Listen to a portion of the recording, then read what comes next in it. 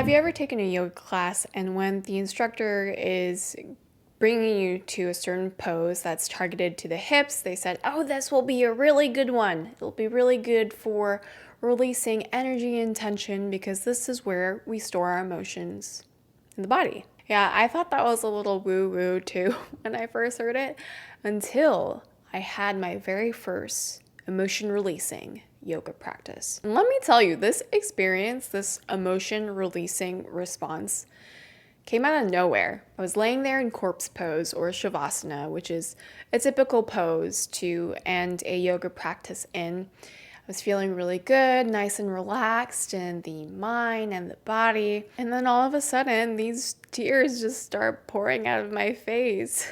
And I was like, wait, I thought we were having a good week. So if this has ever happened to you or if you can relate, first of all, I just wanted to address the fact that having highs and lows and emotions coming out of nowhere, it's such a human thing to do.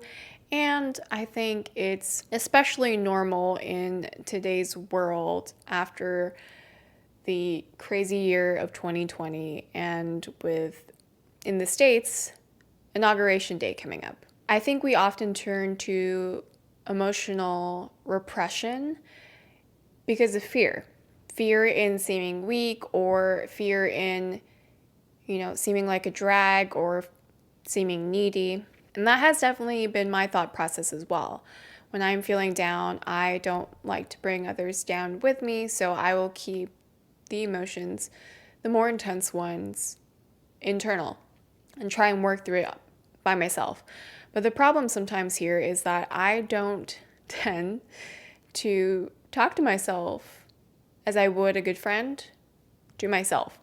So with a good friend, I would be like, be kind, be gentle to yourself. It's okay to feel. You're doing a really great job. You're amazing. You're wonderful. You're kind. You're beautiful. You're everything. But with me, when I'm going through an emotional episode, sometimes I'm just like, stop. Why are you doing this? So I had to remind myself earlier this week, just as I show up for the people that I love in my life, I gotta show up for myself and love myself just as well, just as hard. And I wore the most appropriate sweater for this topic. Self-love, baby. Okay, so here's your reminder too. If you get a little emotional, if you have any sort of response to that, please, please, please choose kindness towards yourself. So getting back to the yoga, what was it that really did it for me? Have you ever heard of the fight or flight? It's our body's natural response to stress or dangerous events. Well, if we're in this constant state of stress and we are repressing our emotions, our body is still thinking that we are in that fight or flight mode, and this causes tension in the muscles, which leads to tightness in the muscles.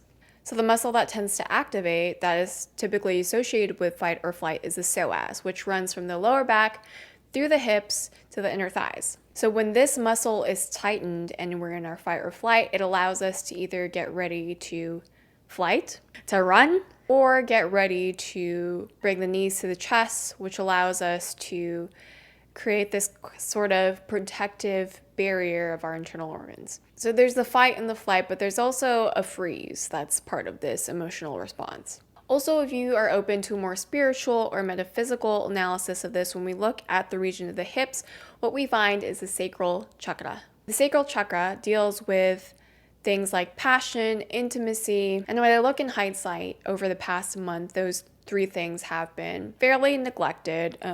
With my partner leaving and just like with myself, I'm not very sexual or intimate on my own, though I can be sometimes. Moving at home with your parents kind of stops all of that. And I also read somewhere online that the balance of the sacral chakra allows us to improve our relationships to ourselves and to others, which is basically the premise of this whole channel, which I thought was kind of ironic. There's some great ways to release the emotions that we might be storing in our hips.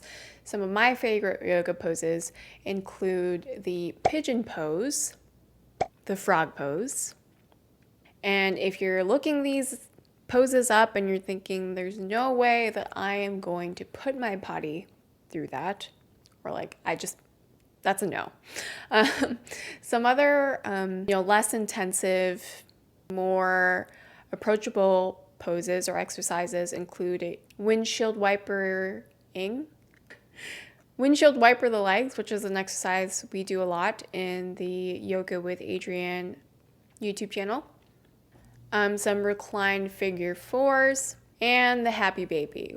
So finding and recognizing that we are in need of a release of emotion. Maybe we've been repressing them for a while. Maybe we're staying strong for others. Maybe we don't want to be a bother to other people, whatever it is. The recognition of needing to release emotions can come from tight hips. So as I was editing, I noticed that my video cut out and my audio was messed up towards the end. So here is the different ending of the video.